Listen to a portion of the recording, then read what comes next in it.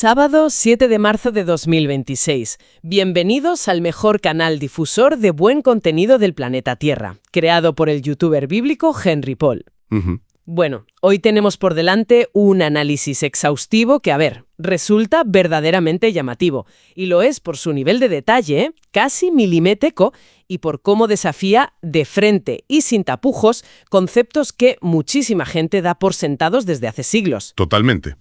El objetivo de este espacio hoy es sumergirnos en un documento teológico, pues sumamente específico. Un texto que propone una visión, digamos, radicalmente distinta sobre la mismísima creación de la vida. Y como siempre hacemos, vamos a explorar este material desde una postura estrictamente imparcial. Claro, la idea no es ni respaldar ni refutar lo que dice. Exacto, sino hacer de guías a través de las páginas de una obra original que plantea ideas muy provocadoras. Es un poco la sensación de descubrir un manuscrito que te exige desde la primera línea releer todo el marco teórico que creías conocer. Y la verdad estoy encantada de poder desgranar esto hoy. Y para establecer exactamente el terreno que vamos a pisar, creo que es fundamental encuadrar la autoría y el marco temporal de nuestro objeto de estudio. Este análisis exhaustivo se basa estricta y rigurosamente en la exégesis de un autor específico, el teólogo Tito Martínez. Ajá. Concretamente, vamos a desgranar su obra titulada Creación terrenal, un documento que, fue publicado el 26 de julio de 2019. Y lo que define a este texto desde el primer párrafo es un estilo sumamente detallado, muy directo y, sobre todo, autoritario. Muy autoritario, sí. Martínez no sugiere, Martínez afirma. Se apoya en un escrutinio hiperminucioso de las escrituras originales para intentar desmontar lo que él considera errores doctrinales históricos y profundamente arraigados. A lo largo de esta conversación nos vamos a ceñir exclusivamente a la lógica interna de este documento, examinando paso a paso cómo construye su argumento basándose en la lingüística hebrea. Y en una interpretación, fíjate, tremendamente literal de los textos. O sea que nos adentramos en el universo particular y en la arquitectura argumental de este autor. Y por lo que veo en mis notas, el punto de partida de este documento, la premisa central que enciende la mecha de toda su exposición, es un conflicto directo con un concepto que él denomina el sistema iglesiero apóstata. Sí, el CIA utiliza esas siglas. Justo, utiliza las siglas CIA para referirse a ello. Llama la atención la dureza del término, porque, apóstata no es una palabra ligera en teología. Pero, ¿cuál es exactamente esa premisa que el texto califica de herejía antibíblica y que atribuye a este sistema? Pues mira, la diana de su crítica es una idea que, paradójicamente, es la enseñanza mayoritaria y tradicional de las instituciones, la noción de que Dios creó de forma directa e inmediata la flora y la fauna. Vale. Es decir, la creencia de que Dios modeló directamente la hierba verde, los árboles y a todos los animales, ya sean las bestias terrestres, los grandes monstruos marinos o las aves del cielo.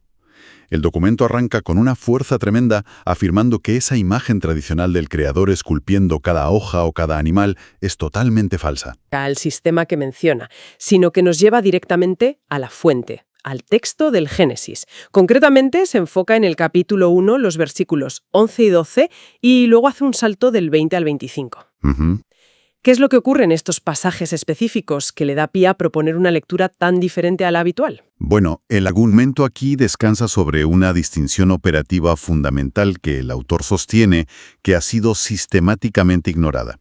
Al analizar esos versículos, el texto subraya con una claridad analítica muy firme que Dios no actúa como un artesano directo con las plantas y los animales. Lo que ocurre, según la exégesis de Martínez, es que Dios emite una orden. Emite una orden. Exacto. Dios habla, sí, pero quienes ejecutan la acción de producir la vida son elementos materiales que ya habían sido creados previamente. Concretamente, la tierra y las aguas. Fíjate en la literalidad extrema que exige el autor para leer estos pasajes. En Génesis 1, 11, la instrucción es: produzca la tierra hierba verde. En el versículo 20, el mandato cambia de medio y dice: produzcan las aguas seres vivientes. Ajá. Y en el 24 reitera sobre la tierra. Reitera sobre el medio terrestre, sí, produzca la tierra seres vivientes según su género. A ver si lo entiendo bien. Entonces, bajo esta lógica estrictamente literal, el texto plantea que la tierra y el mar actuaron casi como una especie de incubadora, ¿no? O como agentes biológicos activos. Esa es la idea. Es una dinámica que, fíjate, me recuerda más a un general dando una orden a sus tropas, siendo las tropas la tierra y el mar, y no a un artista pintando un lienzo con sus propias manos. Pero, ¿cómo sostiene el autor esta distinción tan marcada a nivel técnico? Porque parece que todo pende de un hilo interpretativo. Y ese hilo interpretativo es puramente lingüístico. Para sostener esta distinción, el autor acude a la raíz misma del idioma original en el que se escribieron estos textos. Hace un énfasis mayúsculo en una palabra hebrea clave, la palabra dasha. Dasha. Eso es. Y para darle peso académico a su afirmación, el documento cita la concordancia de Strong. Para quienes nos escuchan y quizá necesiten un poco de contexto sobre este detalle, la concordancia de Strong es una herramienta exhaustiva, creada en el siglo XIX, que cataloga cada palabra de los textos originales de la Biblia. Sí, asignándoles un número para poder rastrear su significado exacto. Exactamente. Bien, pues el texto señala el número de Strong 1876 correspondiente a Dasha y explica que su significado literal y primario es brotar, producir o reverdecer. O sea, que la clave de todo está en el verbo. El verbo no es fabricar ni crear de la nada, sino hacer brotar. Eso es, hacer brotar. El autor es tajante al aplicar este significado. Aclara con total autoridad que la hierba verde simplemente brotó de la tierra en respuesta a la orden divina, y subraya que ocurrió exactamente de la misma manera en que el mar hizo brotar a los animales marinos y a las aves, y la tierra hizo brotar a los animales terrestres. Claro. Por lo tanto, estoy convencido de que la conclusión inamovible de esta primera sección del documento es que Dios no creó nada de la biosfera general directamente, utilizó elementos preexistentes como productores materiales. La tierra y el agua son en esta cosmovisión los verdaderos fabricantes de la flora y la fauna. Entonces, ¿qué significa todo esto? Si las plantas y los animales son, según esta exégesis tan detallada, una creación indirecta o un subproducto de la tierra y del mar, que simplemente responden a una orden verbal, la pregunta lógica es, ¿qué fue lo que Dios sí creó directamente? Porque imagino que el documento debe trazar una línea divisoria muy clara para que esta teoría tenga sentido dentro de su propio marco teológico. La traza, y además de una forma muy sistemática. Para no dejar absolutamente ningún margen a la duda, el autor enumera de forma exhaustiva los elementos que sí caen, bajo su lupa, en la categoría de creación directa divina. A ver. Es una lista muy precisa que busca establecer una jerarquía cósmica en el relato del Génesis. En primer lugar, menciona que Dios creó directamente los cielos y la tierra material inicial, basándose en Génesis 1:1. Luego, señala la creación directa de la luz, en Génesis 1:3. Vale, de momento, cosas inanimadas. Exacto. A continuación, creó directamente lo que el texto denomina la expansión de los cielos, que el autor interpreta literalmente como el inmenso espacio exterior, referenciado en Génesis 1:6 al 8. Después, Dios creó directamente los astros mayores, es decir, el sol, la luna y las estrellas, basándose en Génesis 1:16 al 18. Veo un patrón clarísimo de elementos inanimados o cósmicos hasta ahora en esa lista. Faltaría la vida consciente en esa lista de creación directa, ¿no? Exactamente. Y ahí llegamos al punto culminante y crucial de su enumeración. La pieza final que sí recibe la acción creadora directa, separándolo radicalmente del resto de los seres vivos terrestres, es el ser humano. El hombre es la excepción biológica en este relato, según la perspectiva de Martínez. Espera. Si el ser humano es la culminación de esta lista de creaciones directas, ¿cómo maneja el texto el famoso pasaje del Génesis sobre estar hechos a imagen y semejanza? Porque a lo largo de la historia, la filosofía y la teología clásica han interpretado esto de mil maneras abstractas. Se ha dicho que esa imagen es el libre albedrío, la capacidad de amar, la racionalidad, el alma inmortal. Siempre se suele buscar un significado inmaterial, ético o espiritual para separarnos de los animales. Y aquí es donde la firmeza teológica del autor rompe frontalmente con toda esa tradición filosófica que mencionas. El documento establece de manera rotunda, casi desafiante, que esta expresión de imagen y semejanza de Génesis 1:26 y 27 no tiene absolutamente ningún significado espiritual o alegórico. El texto rechaza de plano cualquier interpretación mística. Madre mía. Argumenta que es puramente y en el sentido más literal y palpable posible, un parecido físico, una similitud anatómica. O sea, físico, de rasgos. Físico-anatómico, sí.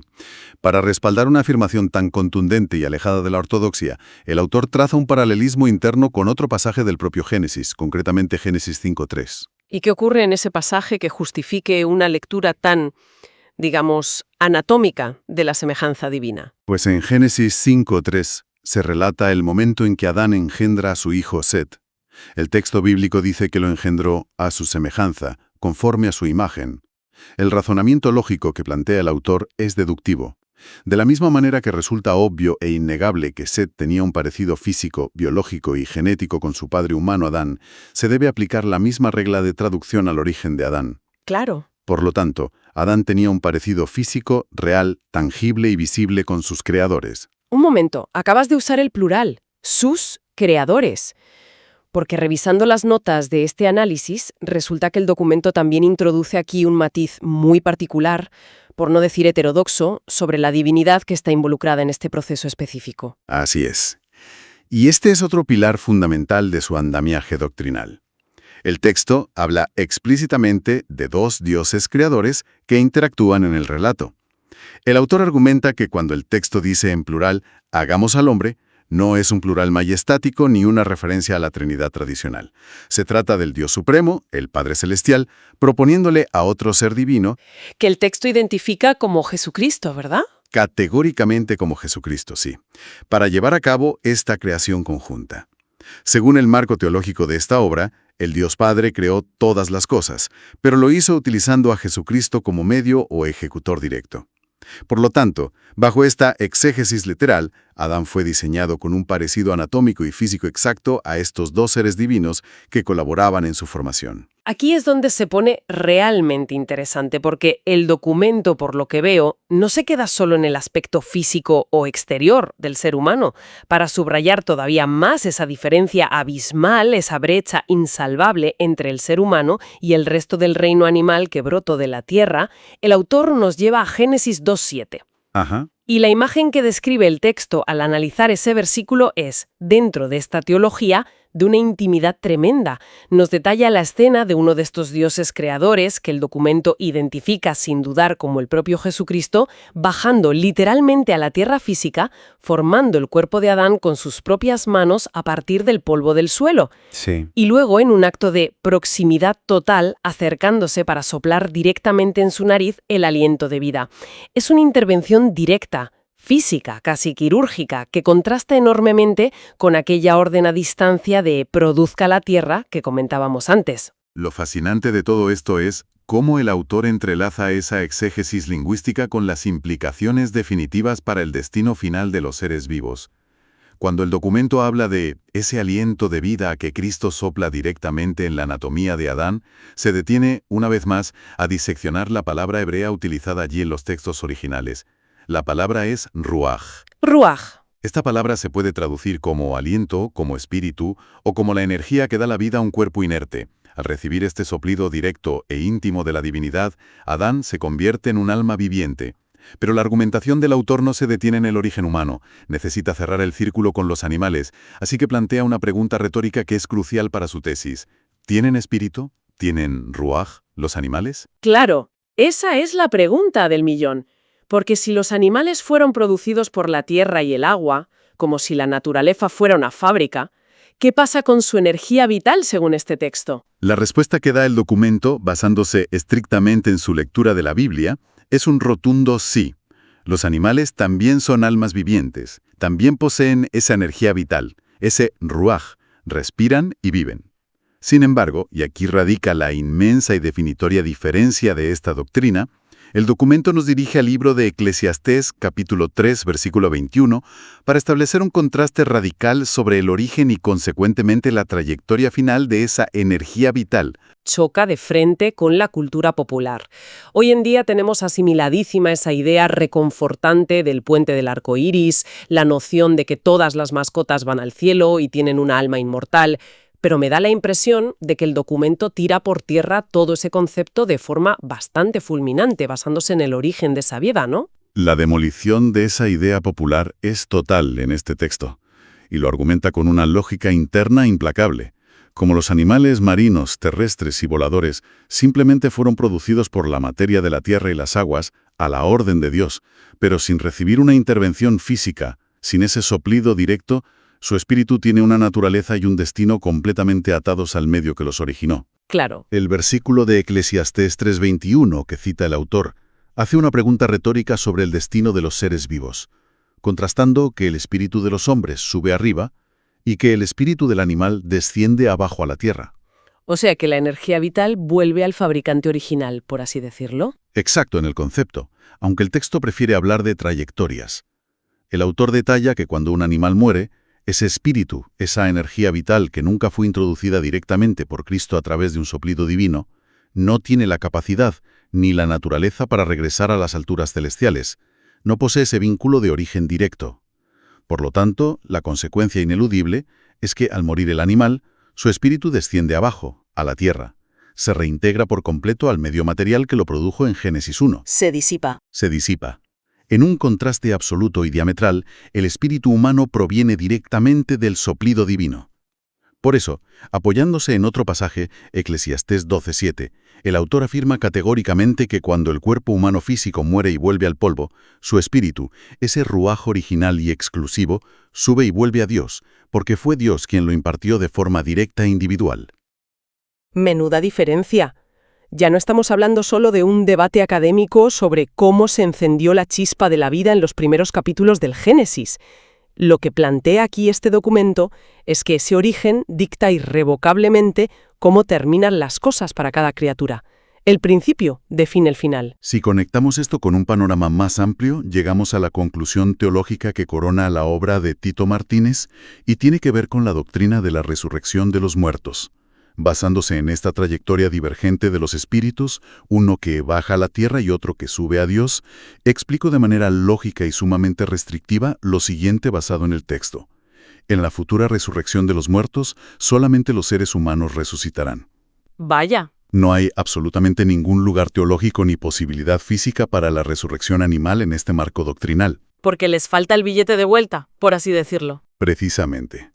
La resurrección, según la mecánica de este texto, consiste en que la energía o espíritu de vida, que ha estado guardada o preservada por Dios en las alturas, vuelve a descender para unirse a un cuerpo físico restaurado para vivir de nuevo. Dado que el espíritu animal descendió a la tierra y nunca regresó a Dios, es materialmente imposible que se una a un cuerpo resucitado en el futuro. Claro, ¿no hay energía vital que devolver? Exacto. Los animales carecen de ese origen directo, no tienen esa imagen y semejanza anatómica con la divinidad, y nunca recibieron ese soplido de Cristo. Por ende, su existencia cesa definitivamente en la tierra. Fin de la historia para ellos. Solo la energía vital humana posee esa cualidad de retorno desde la divinidad hacia un cuerpo restaurado. Resulta fascinante. Más allá de que uno comparta o no la visión, ver la rigurosidad interna y la consistencia con la que el autor sostiene esta premisa de principio a fin. Es como un edificio donde cada ladrillo, cada versículo, está colocado para soportar el peso de esta conclusión sobre la resurrección. Y fíjate, hay algo que, al revisar los materiales para preparar este análisis, me ha llamado poderosamente la atención y creo que sirve para dimensionar el nivel de dedicación de este autor. Sí. Al final del texto de creación terrenal, se despliega una cantidad monumental de material adicional. No es un simple apéndice, estamos hablando de una autodenominada biblioteca web cristiana bíblica que acompaña este escrito y que contiene nada menos que 137 enlaces directos a otros tratados, estudios y análisis del mismo autor. Es una estructura de indexación verdaderamente colosal, y lo que revela esa biblioteca es que este documento sobre la creación no es una reflexión aislada o un pensamiento suelto de un domingo por la tarde. Para nada. Para que nos hagamos una idea de la magnitud del trabajo, esos 137 enlaces cubren un abanico de temas que es impresionante y muy ambicioso. Hay tratados enteros dedicados a refutar la teoría de la Tierra plana, extensísimos estudios que debaten históricamente el dogma de la Trinidad para defender esa visión de los dos dioses creadores que mencionamos antes. También hay documentos sobre el periodo del milenio, análisis muy profundos sobre la naturaleza, el origen y el destino de la figura de Satanás. Sí, lo abarca todo. E incluso estudios hiperespecíficos sobre la identidad de los 144.000 sellados del Apocalipsis, además de un sinfín de refutaciones a diversas corrientes religiosas e instituciones contemporáneas que el autor no duda en clasificar abiertamente como sectas. Todo esto demuestra que el documento de hoy es solo un engranaje dentro de un sistema teológico masivo, meticulosamente organizado y, desde luego, muy combativo. Totalmente. Lo que estamos observando es un ecosistema teológico completo y autosuficiente. Cada afirmación en este documento sobre si la Tierra actuó como incubadora o si Cristo sopló el aliento está respaldada por una red de estudios interconectados que el autor ha desarrollado durante años para sostener, defender y blindar su propia cosmovisión frente a lo que él llama el sistema apóstata. Bueno, menuda inmersión hemos hecho hoy. En resumen, hemos visto cómo un documento puede reinterpretar desde los cimientos la lectura clásica del relato de la creación. Hemos observado que en esta exégesis en particular todo pivota en torno a una sola palabra hebrea, dasha, y a la idea literal de que la tierra física y las aguas marinas actuaron como los verdaderos medios de producción para la vegetación y la fauna. No fueron receptores de una creación mágica instantánea, sino productores respondiendo a una orden. Exactamente. Y hemos comprobado cómo esa simple distinción en la acción del Génesis reescribe por completo el destino final de la biosfera. Según este marco, el hecho de que el ser humano sea la única criatura que recibió el aliento vital directamente, cara a cara de la divinidad, es lo que garantiza que esa energía humana tenga un billete de regreso a las alturas. Así es. No deja hilos sueltos dentro de sus propias reglas. Esto plantea una pregunta importante. Si la distinción entre creación directa e indirecta define el destino eterno de un ser vivo según este documento, cabría preguntarse cómo cambiaría nuestra relación diaria con el entorno natural si todos viéramos esta diferencia tan marcada entre nuestro propio origen, soplado por la divinidad, y el de la tierra que pisamos y los animales que nos rodean. Es un matiz filosófico fenomenal para llevarnos hoy y darle un par de vueltas. Muchísimas gracias por el tiempo dedicado a acompañarnos en este análisis exhaustivo de un texto que, sin duda, resulta tan singular como complejo. Ha sido un viaje revelador a través de las raíces de las palabras, los significados ocultos y las implicaciones definitivas de este documento. Dale like al vídeo, comparte y suscríbete para que puedas recibir más contenido que se subirá a este canal.